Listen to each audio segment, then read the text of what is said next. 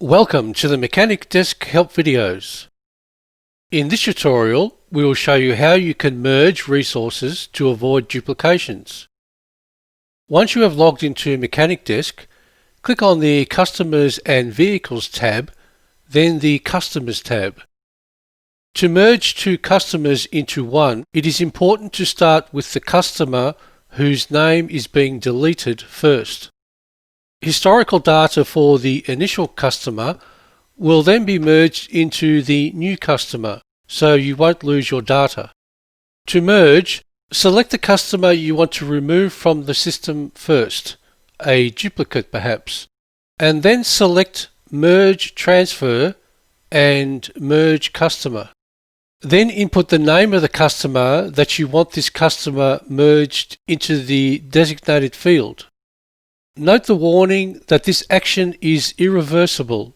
It cannot be undone.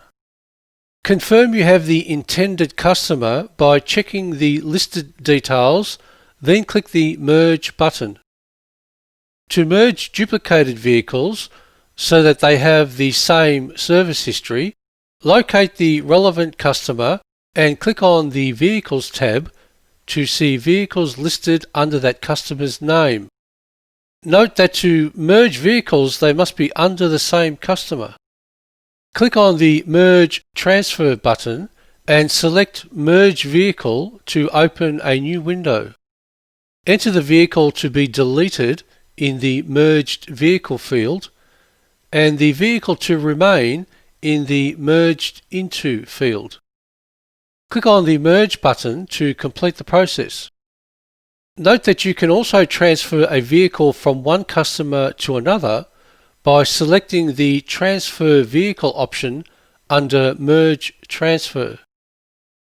To merge suppliers, click on the Inventory and Suppliers tab, then the Suppliers tab, and from the list, select the supplier to be merged.